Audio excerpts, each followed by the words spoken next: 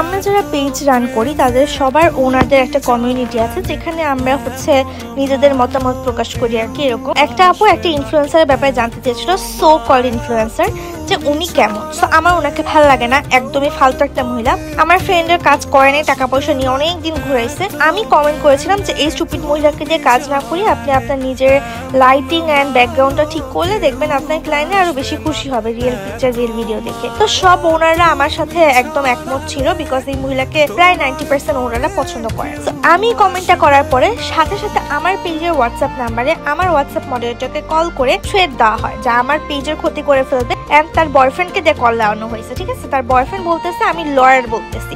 একটা 10,000 ভিউওয়ালা একটা ভিডিওর মেয়ে নাকি লয়ার হায়ার করে রাখে, যেখানে এত বড় বড় ইনফ্লুয়েন্সারদেরও লয়ার থাকে না।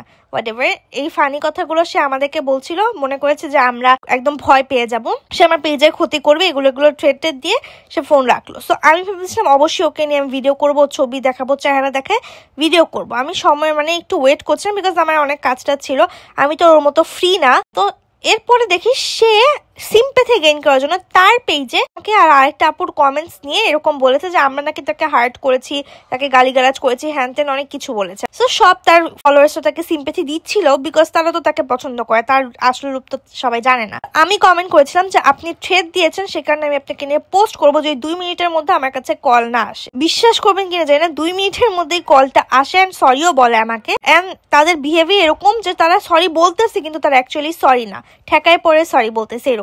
যাই হোক, আমার কোনো যায় আসে না, কিন্তু সে সিম্প্যাথি গুলো গেইন করলো। এন্ড যারা কাজ করে তারাও বলতেছে আউল ফল কন্টেন্ট ক্রিয়েটরকে দিয়ে কাজ করাইলে তারা কি বুঝবে ভ্যালু। সে এটা মিন করেছে আমি যাদেরকে দিয়ে কাজ করি। সো আমি বেসিক্যালি ঋতু আপুকে দিয়ে কাজ করি অ্যান্ড আমি তাকে নিয়ে কমফোর্টেবল, অ্যান্ড তাকে আমি যেভাবে বলি সে সেভাবেই কাজ করবে। সে এত সুইট একটা পার্সন, আমি তার সাথে কাজ করে একদম খুশি, বিকজ তার পিছে আমি টাকা ঢাললো, তাকে আমি পছন্দ করে দেখে ঢালতে। এখন যেই মহিলাকে আমি পছন্দ করি না, যেই মহিলা সিম্প্যাথি গেইন করে, এই মহিলার পিছে আমি টাকা নষ্ট করবো নাকি আমার যাকে পছন্দ আমি তার উপরে টাকাটা নষ্ট করবো, এটা আপনারাই বলবেন, ঠিক আছে। আমার যে সরি বলা হয়েছে, আমাকে যে থ্রেড দেওয়া আছে, 2টারই কল রেকর্ডিং আমার কাছে আছে। আর এই মহিলাকে আমি এটাও বলেছিলাম যে আপনি আমার কমেন্ট ডিলিট করবেন, তার বয়ফ্রেন্ডকে বলেছিলাম, বিকজ তার বয়ফ্রেন্ড কল করেছিল। কিছু ওনাররা কমেন্ট করতেছো তুমি মাত্র 10,000 টাকার নাম ভেবেছো তুমি 50,000 টাকা চার্জ করো, তাই নক করে নেই। ভাই, এত একটা মানুষের প্রেমে অন্ধ হয়ে যাবেন না যে 10,000 টাকা আপনার কাছে মাত্র মনে হবে। 10,000 টাকা মোটেও মাত্র না। অ্যান্ড ওনার কন্টেন্ট অনেক ভালো হতে পারে, কিন্তু উনি রেসপন্সিবল না, তাই আমার ওনাকে পছন্দ না। কিন্তু উনি নিজেকে অপছন্দ করানোর আরেকটা রিজন দিয়ে দিয়েছে, সে মানুষকে থ্রেড দেয়।